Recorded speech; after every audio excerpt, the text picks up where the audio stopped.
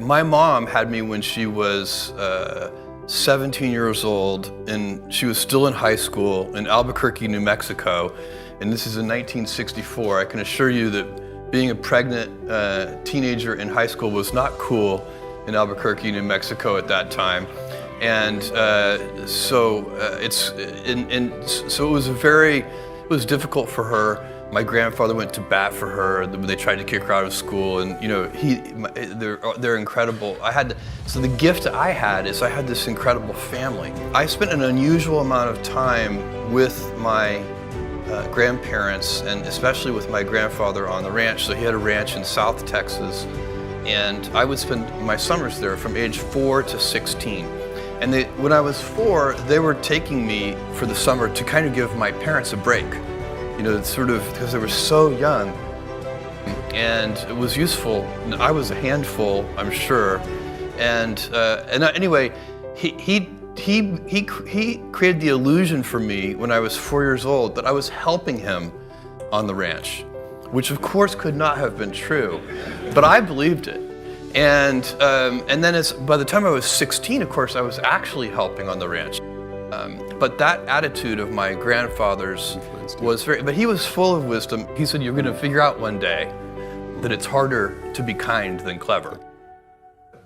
How did you find out, or how did you think that you should move from investment banking to really launch a company?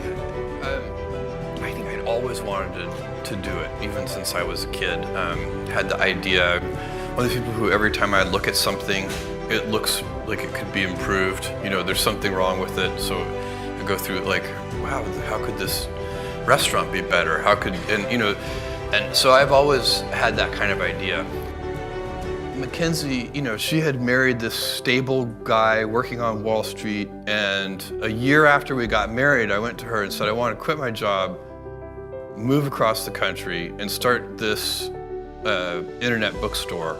And Mackenzie, of course, like everybody that I explained this to, her first question was, what's the internet?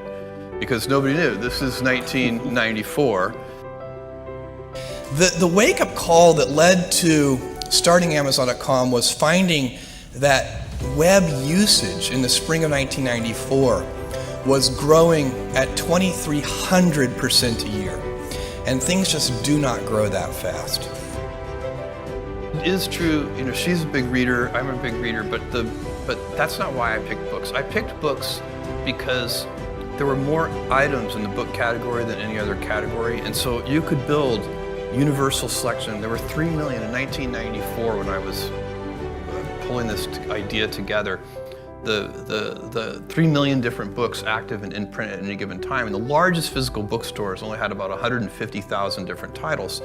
And so I could see how you could make a bookstore online with universal selection. Every book ever printed, even the out-of-print ones, was the original vision for the company. And so that's why books.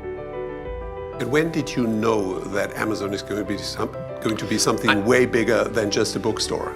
Well, I knew that the books, strangely, because I was very prepared for this to take a really long time, I knew that the books business was going to be successful in the first 30 days. I was shocked at how many books we sold. We were ill-prepared.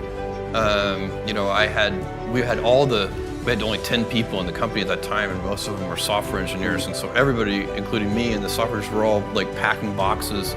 We didn't even have packing tables. And we were on our hands and knees on a concrete floor packing the boxes. And at about 1 or 2 in the morning, I said to one of my software engineering colleagues, I said, Paul, this is killing my knees. We need to get knee pads. And Paul looked at me and he's like, Jeff, we need to get packing tables. There's no guarantee that Amazon.com can be a successful company. What we're trying to do is very complicated. There's huge execution risk involved. We have a terribly complicated business. We're growing, historically very rapidly. We're opening new product categories. We're expanding in new geographies. We have whole new business models with things like auctions. Now, we think this is the less risky of the two approaches because scale is important in this business, and you need scale also to offer the lowest prices and the best customer service to people.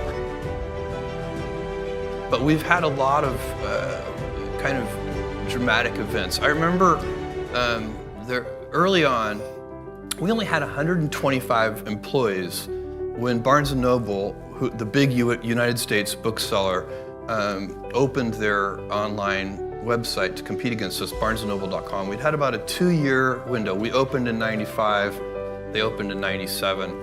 And at that time, all of the headlines, and the funniest, were about how we were about to be destroyed by this much larger company. We had 125 employees and $60 million a year in annual sales, 60 million with an M. And that, and Barnes & Noble at the time had 30,000 employees and about $3 billion in sales. So they were giant, we were tiny, and we had limited resources. And the headlines were very negative about Amazon. And the one that's most memorable was just Amazon.toast. And so I called an all-hands meeting, which was not hard to do with just 125 people. We got in a room, and because it was so scary for all of us, this idea that now we finally had a big competitor, that literally everybody's parents were calling and saying, are you okay? It's usually the moms calling and asking their children, are you going to be okay? So, and I said, look, it's okay to be afraid, but don't be afraid of our competitors, because they're never going to send us any money. Be afraid of our customers. And if we just stay focused on them, and instead of obsessing over this big competitor that we just got, we'll be fine. And I really do believe that. I think that if you stay focused, then the more drama there is and everything else, no matter what the drama is, whatever the external distraction is, what your response to it should be to double down on the customer, satisfying them, not just satisfying them, delighting them. Yeah. If there's a problem, there's a solution. The reason customers have been receptive, in large part, to our new initiatives is because we have worked hard to earn trust with them. Earning trust with customers is a valuable business asset. Today, Amazon is employing 566,000 people. You're probably the biggest job creator of recent times. At the same time, you're aggressively criticized by unions and by media for paying low wages, for inappropriate working conditions. How do you deal with these accusations?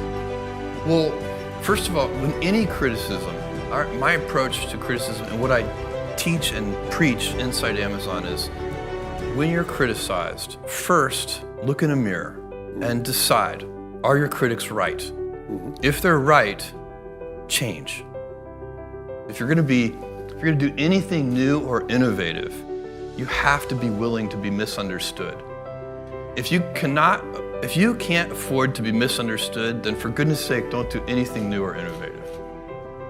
The great thing about humans in general is we're always improving things. And so entrepreneurs and inventors, if they follow their curiosity and they follow their passions and they figure something out and then they figure out how to make it better and they're never satisfied, and you need to harness that. In my view, you need to harness that energy primarily on your customers instead of on your competitors. And so where I sometimes see companies and even young, small startup companies, entrepreneurs go awry, is they start to pay more attention to their competition than they do to their customers. And I think that in big mature industries, that might be a winning approach in some cases, kind of close following. Let other people be the pioneers and go down the blind alleys. There's many things that a new inventive company tries won't work. And so those mistakes and errors and failures do cost real money. And so maybe in a mature industry where growth rates are slow and change is very slow. But as you see in the world more and more, there aren't very many mature industries. Change is happening everywhere.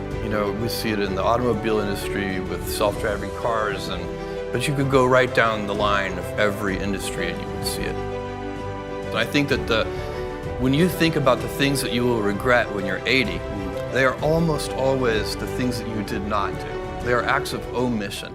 Very rarely are you gonna regret something that you did and it failed and didn't work or whatever.